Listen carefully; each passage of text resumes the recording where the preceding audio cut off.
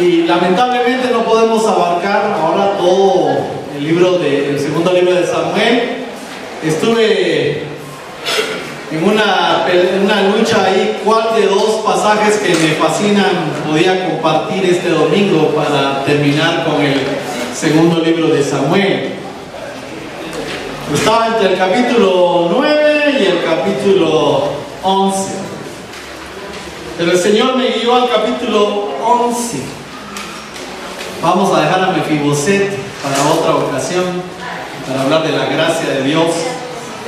Pero vamos a hablar hoy de, lamentablemente, el pecado de David. Algo interesante, hermanos, es que la Biblia nunca esconde las debilidades de los personajes que ahí aparecen. Todos los personajes que encontramos en la palabra de Dios tienen pies de barro, cometieron sus errores, ¿verdad? Pero de eso se saca mucha enseñanza. Ningún pecado, a excepción del de Adán y Eva, se ha expuesto tan públicamente como el pecado de David y Betsabé. Hasta Hollywood ha querido hacer uso de eso, pero lamentablemente en las películas de ese tipo vemos como que David fuera un depravado sexual, ¿verdad? Y hemos estado estudiando que la palabra de Dios lo presenta como un hombre conforme al corazón de Dios, que cometió errores, sí, pero que al final también siempre buscó al Señor. Todos los creyentes tenemos problema del pecado, y el problema de David es quién fue David. Tal vez por eso su pecado se dimensiona de otra manera. Pero siempre, hermanos, al analizar una vida como la de David, tenemos que tener en cuenta lo que Pablo escribió en 1 Corintios 10. Así que el que piensa estar firme, mire que no caiga. Hermanos, siempre tenemos que tener cuidado. La tentación siempre va a llegar a nuestras vidas, de diferentes formas, tamaños, colores y sabores. Por eso esta recomendación de Pablo se hace bien importante. Mire, que no caiga. Tenga mucho cuidado. Cuando llegamos a este pasaje, el segundo libro de Samuel, capítulo 11, David tiene aproximadamente 50 años de edad. Ya ha estado reinando en Israel por unos 20 años aproximadamente. Él se había distinguido como un hombre de Dios, un compositor de salmos, un pastor fiel, un guerrero valiente, un líder del pueblo y un hombre que manifestó una compasión interesante en la vida de Mefiboset. Tenemos que tomar en cuenta esto. ¿Cómo es que el pecado puede traer consecuencias dañinas a nuestra vida y a la vida de los demás? Y eso fue lo que pasó en el caso de David. El pecado es serio, hermanos. El pecado es serio y trae consecuencias drásticas. Y muchas veces consecuencias a las personas a las que más amamos. Cuando leemos los capítulos de 2 Samuel del 1 al 10, vamos a encontrar una vida de David, sí, con batallas y todo, pero éxito tras éxito, triunfando. Pero cuando usted empieza a leer del capítulo 11 al final del libro, usted va a encontrar a David pagando las consecuencias de su pecado. El pecado no lo tenemos que tratar como algo leve. El pecado es serio y trae consecuencias a nuestra vida. Nadie es demasiado joven ni demasiado viejo para no ser tentado. Y entre más vamos creciendo en la vida, hay que tener más cuidado. Porque uno de los problemas de David fue que se acomodó y permitió ciertas cosas en su vida que a la hora de la hora trajeron consecuencias drásticas a la vida de David. La cuestión sexual fue un problema en David siempre. ¿Se recuerda usted? ¿Cuántas esposas tuvo David? ¿Oficiales? 8. Oficiales digo porque tenía algunas concubinas y de algunas que ni sabían o que no se supo. Por lo menos tuvo 20 hijos y se menciona solo una hija mujer. Estando en Hebrón empezó. Ahí tuvo 6 hijos de 6 esposas diferentes.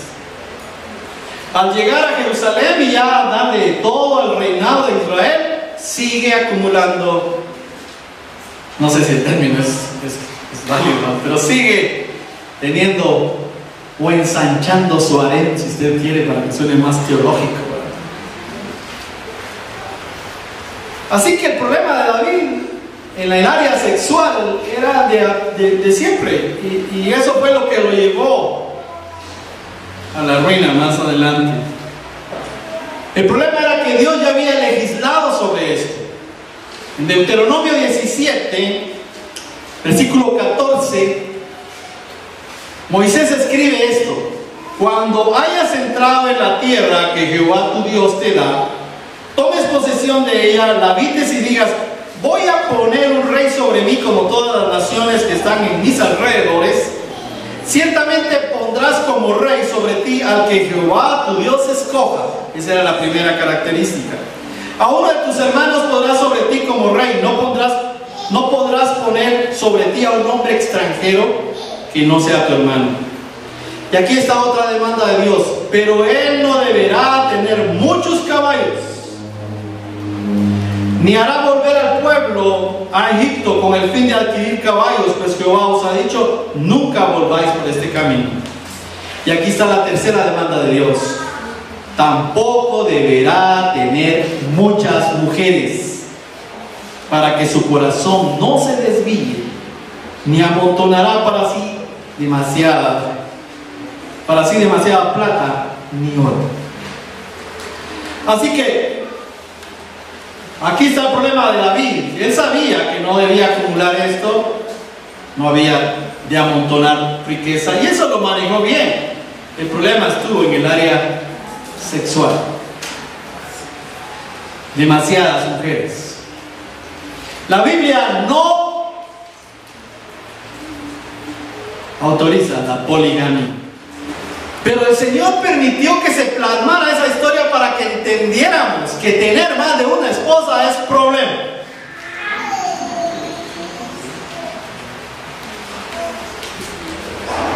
Teniendo una, cuesta.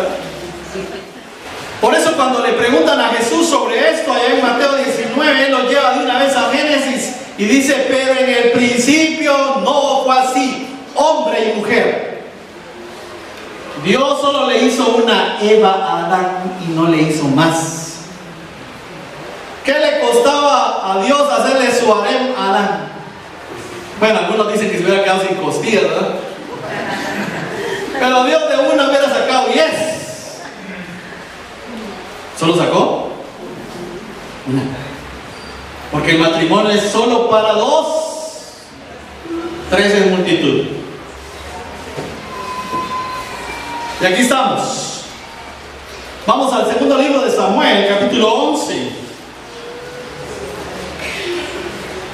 Aconteció al año siguiente del capítulo 10, en el tiempo que salen los reyes a la guerra, que David envió a Joab junto a sus siervos y a todo Israel, y ellos derrotaron a los amonitas y sitiaron a Rabá, mientras David se quedó en Jerusalén. Y empezando el capítulo, el escritor nos da el problema.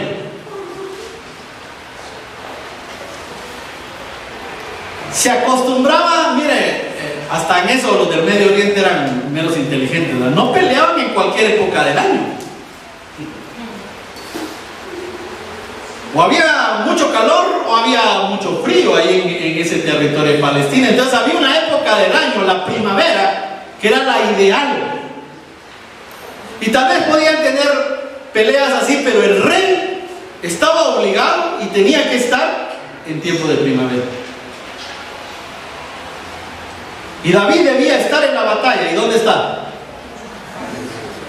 En su casa. Se acostumbraba. Jerusalén no era muy grande, una ciudad amurallada, no era muy grande. Entonces las construcciones en el segundo nivel, en el palacio, él tenía su terraza.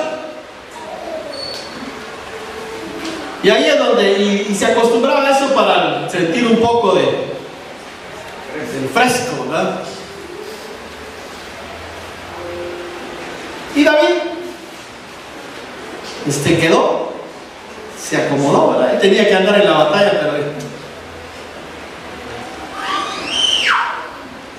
el versículo 2 dice: un día al caer la tarde, ya estamos hablando, ya está empezando la noche, se levantó David de su lecho y se paseaba sobre el terrado de la casa real, cuando vio desde el terrado a una mujer que se estaba bañando, la cual era muy hermosa. La forma del verbo en el hebreo de se paseaba da la idea que David estaba de un lado para otro. Posiblemente, tal vez su conciencia le estaba diciendo: David, ¿qué estás haciendo aquí? Deberías estar en la guerra, tus soldados allá y vos aquí. Y por otro lado, diciéndose: bueno, yo me merezco un descanso. Ay, soy el rey. En ese dilema estaba de pasear y pasear de un lado para otro cuando ¡pum!, se detiene su mirada. Y vio desde su terraza que una mujer se estaba bañando. Nosotros debemos aprender a no ser tropiezo para la vida de otras personas. Romanos 14 dice: de manera que cada uno de nosotros dará cuenta a Dios de sí. Así que ya no nos juzguemos más los unos a los otros, sino más bien decidir no poner tropiezo u ocasión de caer al hermano. Y ahí es donde la hermana, hija de Dios, tiene que tener cuidado cómo se viste. No somos extremistas en cuestión de vestido como en otros lugares, pero sí la palabra de Dios llama a un punto de recato. Pablo lo escribió a Timoteo en su primera carta y su capítulo 2. En la versión Dios habla hoy dice: y quiero que las mujeres se vistan decentemente, que se adornen con modestia y con sencillez, no peinados exagerados, ni con oro, perlas o vestidos costosos. El recato, ¿por qué? Porque puede ser que su forma de vestir haga que un varón peque. Esto no justifica lo que David hizo, de ninguna manera. Y las mujeres no creyentes tienen su punto de vista, ya se visten como quieren, que les importa, y el problema es de nosotros. Ahora, en la vida cristiana no es así, porque la vida cristiana se trata de los demás. No se trata de mí, se trata de los demás. Así que pudiéramos decir que en esta situación que estamos empezando a ver cómo se describe, los dos tuvieron una parte que ver. Y tal vez el problema de David no fue ver. El problema de David fue elegir quedarse viendo y que su mente fuera más allá. Jesús en el Sermón del Monte nos lleva a la reflexión, porque Dios no solo condena la acción, sino también el pensamiento. Oísteis que fue dicho a los antiguos: no adulterarás. Mas yo os digo, dice el Señor Jesús, que cualquiera que mira a una mujer y la desea en su corazón, ya adulteró. Así que hay que tener cuidado con la mente y con los ojos. Y David entonces, versículo 13, envió David a preguntar por aquella mujer. Y le dijeron: aquella es Betsabé, hija de Eliab, mujer de Urías el Heteo. David podría haber parado la tentación solo como dicen vulgarmente, va solo su taquito de ojo y darse la vuelta y seguir. Tenía 8 mujeres en su casa. Era solo de ir a escoger. Y ahí se hubiera acabado el problema. David decidió dar un paso más. Ya David había cometido adulterio ahí en la terraza. Y cometer adulterio en el pensamiento es malo, pero cometer adulterio en la práctica es mucho peor.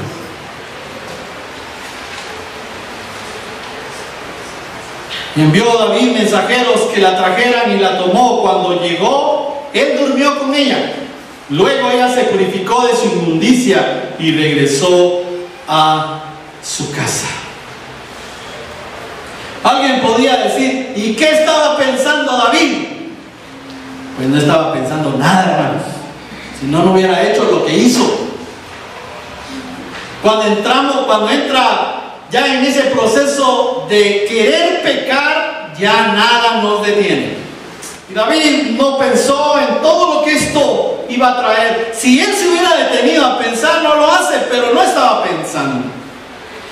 Y él no se imaginó lo que iba a resultar después de este pecado: un embarazo no deseado, el asesinato de un hombre de su confianza, un bebé muerto, una hija violada, un hijo asesinado por su hermano, una guerra civil liderada por su propio hijo. Todo eso no lo pensó David en el momento. Y todo eso va a venir, bueno, usted ya lo leyó. Todo eso viene después del pecado de David. Y el día de hoy, el adulterio sigue trayendo cosas drásticas. ¿Cuántos niños están creciendo el día de hoy en nuestro país sin la figura paterna o materna a causa del adulterio? Porque posiblemente, y lo que vemos en la vida de David no entendió que el verdadero propósito del sexo en el matrimonio es ese pegamento, es ese cemento que nos hace ser una sola carne con la persona que hemos decidido compartir nuestra vida. Porque déjenme decirle, el sexo es idea de Dios. Y todo lo que viene de Dios es bueno. Y bueno en gran manera. Unas semanas después, David recibe esta noticia, versículo 5. La mujer concibió y mandó a decir a David: ¿estoy? Pues la noticia le llegó a David: estoy embarazada. ¿Cuáles eran las implicaciones de este mensaje? Tienes que hacer algo, David. Ese hijo es tuyo.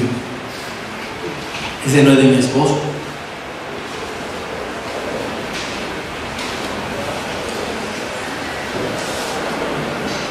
Y ahora viene el problema. ¿Qué va a hacer David?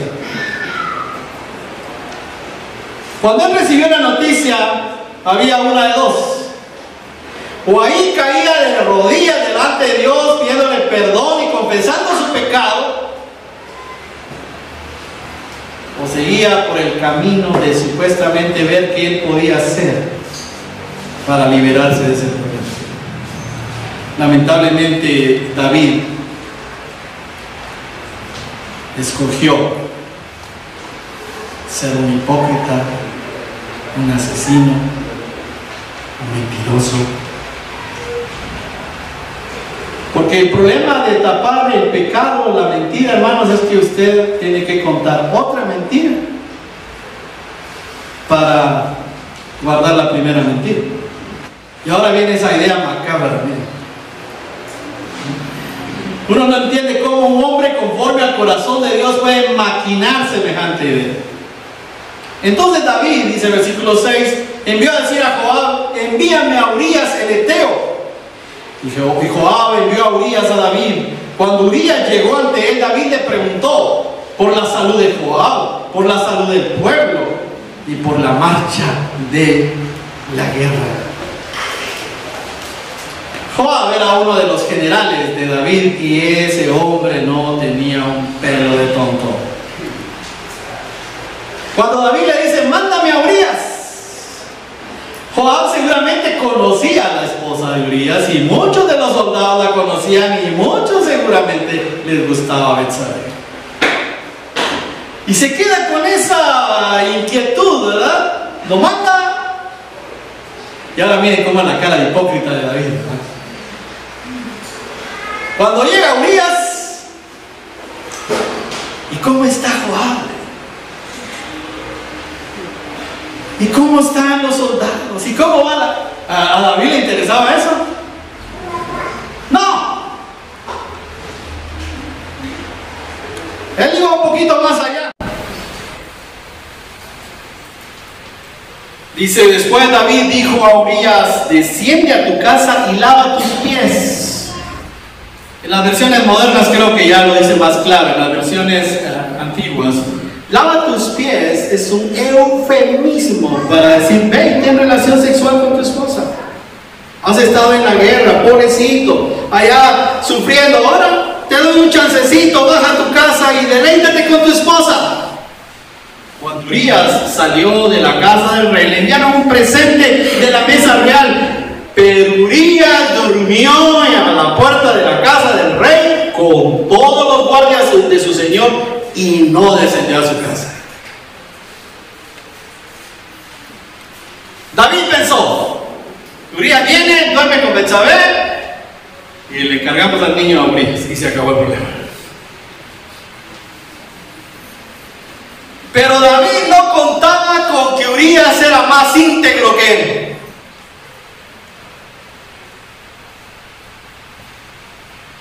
Y bueno, dice David: a la primera no se pudo, a ver cómo le hacemos, pero este que cae, cae.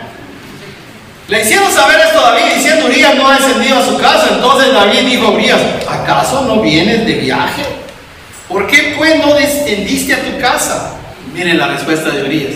Urías respondió a David: el arca, Israel y Judá habitan bajo tiendas. Mi señor Joab y los siervos de mi señor en el campo. ¿Cómo iba yo a entrar en mi casa para comer y beber y dormir con mi mujer? Por vida tuya y por vida de tu alma, nunca haré tal cosa. Esto demuestra que un no judío tenía más pasión por la gloria de Dios que un judío. Él era un eteo, un hitita, un extranjero que se convirtió al judaísmo, seguramente. Y que estaba pensando: la casa de Jehová está todavía aquí, está en cortinas. ¿Se acuerda que dijimos que Dios dice no a David? Y los soldados allá con incomodidades en la guerra. ¿Cómo me voy yo a mi casa a gozar de mi esposa? No, rey, eso no se puede hacer y no lo voy a hacer. Entonces David dijo a Urías: quédate aquí hoy también. Y mire, hipócrita David, y te despediré. Se quedó Urías aquel día y el siguiente en Jerusalén. David lo convidó a comer y a beber con él hasta embriagarlo. Por la tarde salió a dormir en su cama junto a los guardias de su señor, pero no descendió a su casa. David dijo: bueno, si de bueno no fue, borracho tal vez se va. Los borrachos no saben lo que hacen. Y tal vez por la misma borrachera se le ocurre ir a su casa. Ahí nos damos cuenta, ese contraste que hace el escritor. Es interesante que cuando veamos Crónicas, vamos a ver que Crónicas nos narra esto. Los errores de los reyes ahí no aparecen. Aquí sí, el Señor permitió que aquí nos apareciera. Y aquí vemos a un hombre con integridad, que aunque no estaba en su sano juicio, mantenía su integridad. Todo lo opuesto a David. Y aquí llegó David al colmo. A la mañana siguiente escribió David una carta a Joab, la cual envió por mano de Urías. En ella decía: poned a Urías al frente en lo más recio de la batalla y alejaos de él para que sea herido y muera.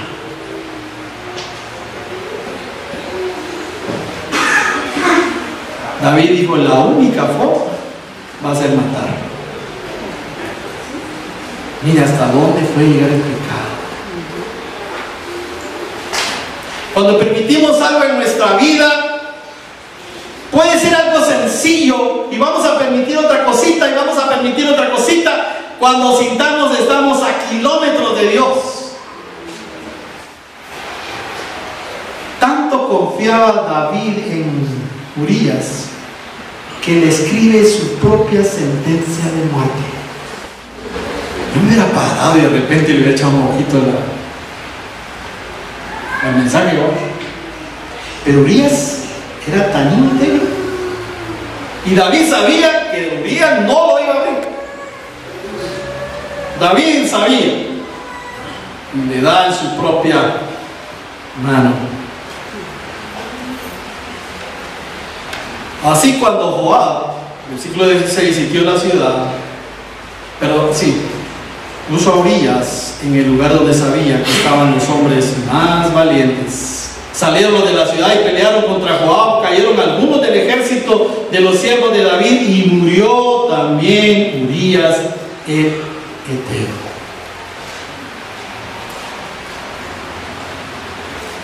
David fue mejor como siervo que como rey, porque cuando era siervo David no quiso poner la mano sobre el ungido de Jehová, Saúl, y es que era su enemigo y lo andaba persiguiendo para matarlo. Ahora no se tentó el alma para matar a un servidor suyo.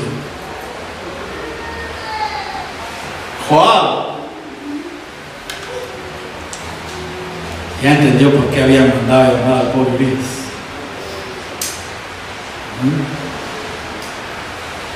Pero en medio de todo esto, hermanos, debemos de agradecerle al Señor. Sí, es poquito, lamentamos el pecado de David, pero el Señor lo dejó para nuestra enseñanza. Todo lo que encontramos en el Antiguo Testamento, dice Pablo, es para nuestra enseñanza. No que lleguemos al grado de David, pero sí que nos cuidemos, porque podemos llegar a los extremos de David. David llegó a este punto, sí, pero más adelante vamos a ver cómo Dios, en su gracia y en su misericordia, lo restaura. Esa no es la gracia, hermanos. Esa no es la gracia. Voy a pecar y ahí está 1 Juan 1:9, ya estuvo. No, porque en esa misma carta Juan dice: hijitos míos, estas cosas os escribo para que no pequéis. Pero si pecamos en un extremo que pecamos, abogado tenemos para con el Padre, a Jesucristo el justo. Y miren a David: no tengas pesar por esto, dice David en el versículo 25, porque la espada consume ora uno, ora otro. Mire a David, se estaba poniendo ahí, pero esa no es una buena estrategia y todo, pero cuando le dicen Urías murió, bueno, a veces le toca a uno, a veces les toca a otro. Lo que él quería escuchar era que Urías había muerto.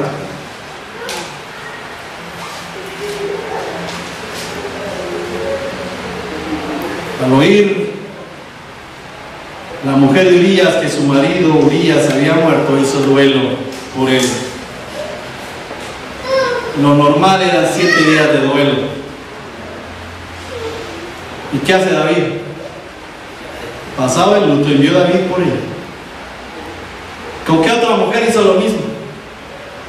Recién había enviudado y nos va a traer a quién. Abigail. Y ahora lo hace también con Betsabé. Ella le dio a luz un hijo, pero miren, aquí termina. Hasta aquí, como que Dios, nada que ver.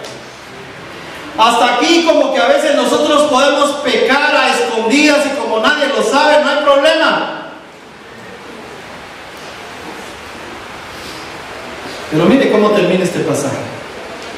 Pero esto que David había hecho fue desagradable ante los ojos de Jehová. ¿Quién había estado ahí en todo ese proceso? Dios.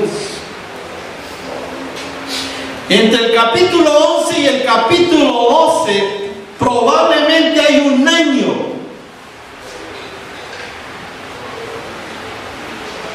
Y podríamos pensar que David dijo, bueno, ya.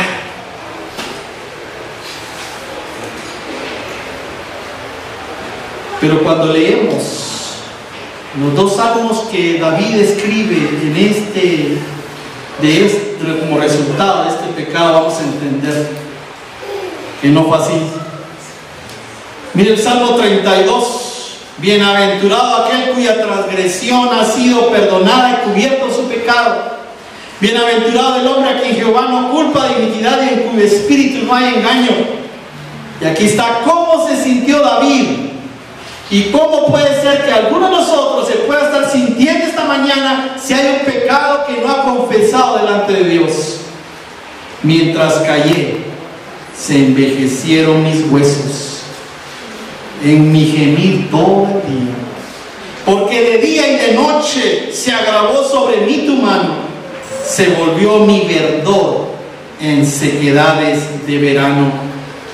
Mi pecado te declaré y no encubrí mi iniquidad. Dije, confesaré mis rebeliones a Jehová, y tú me perdonaste la maldad de mi pecado. Mientras David está en silencio, se enfermó, se adelgazó, no podía dormir seguramente, posiblemente ya ni su instrumento tocaba. Entró en una depresión horrible. Él sabía que la respuesta era la confesión. El pecado siempre trae consecuencias. Y lo mejor es la confesión. Es lo más vergonzoso cuando tenemos que llegar ante Dios y reconocer nuestro pecado. Pero tenemos un Dios que dice que al corazón contrito y humillado nunca lo va a despreciar. Si llegamos realmente arrepentidos delante de Dios, reconociendo nuestro pecado, Dios nos va a perdonar. El pecado de David está aquí para nuestra enseñanza, no para que lo imitemos, sino para que veamos que tenemos que tener cuidado. Porque si un hombre conforme al corazón de Dios llegó a esos extremos, ¿cuánto más nosotros? Podemos fallar. Ninguno de nosotros puede decir que está libre. Aunque la tentación, hermanos, déjenme decirle que es una oportunidad para decirle no al pecado. Y mientras estemos en este mundo, vamos a ser tentados. Mientras estemos en este mundo, el enemigo de nuestras almas, que nos quiere ver destruidos, va a estar ahí.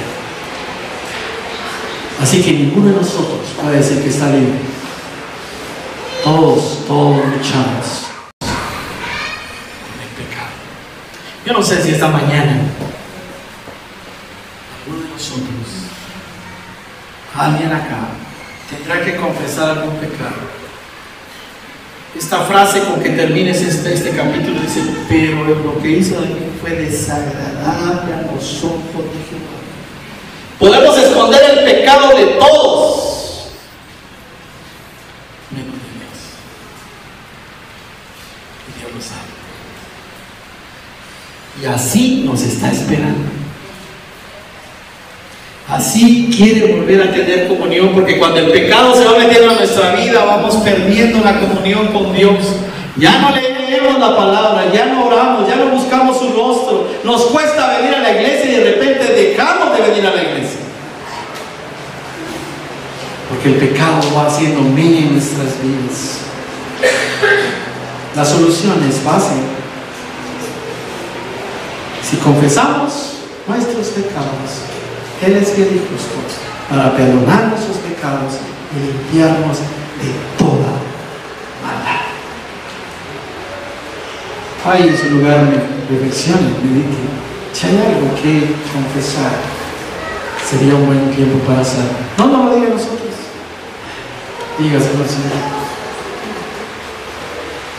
Y si el pecado es contra alguien, ahí sí, tiene que irlo a arreglar con la persona. Pero que el Señor nos ayude. Vamos a orar para terminar. Nuestro buen Dios y nuestro buen Padre, no podemos nosotros señalar a David porque de una u otra manera nosotros te hemos fallado.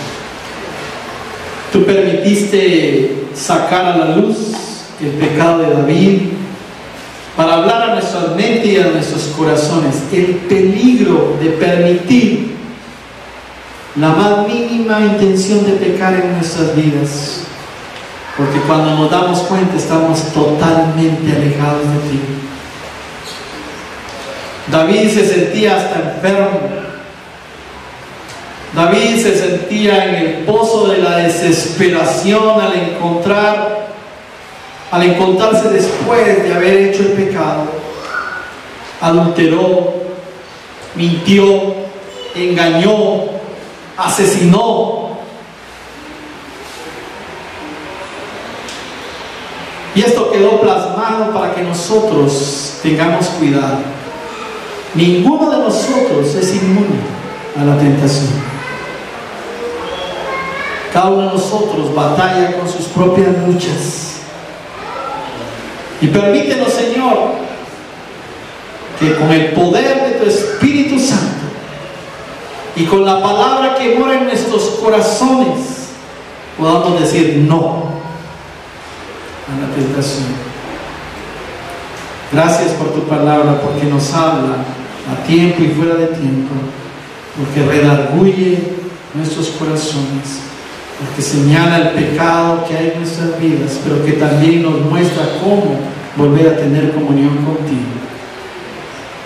Yo no sé, Señor, si habrá alguien en esta mañana que se encuentra alejado de ti por X y Y razón, pero que esta mañana quiere sentirse encontrado como esa oveja perdida. O puede ser que alguien aquí nunca haya hecho una decisión por ti y esté totalmente lejos de ti. Pero esa persona también puede sentir ese brazo amoroso tuyo, diciéndole: ven, yo morí por ti. Señor, toca los corazones de cada uno de nosotros. Gracias por esta mañana. Gracias. En el nombre de Jesús oramos. Amén. Señor le bendiga.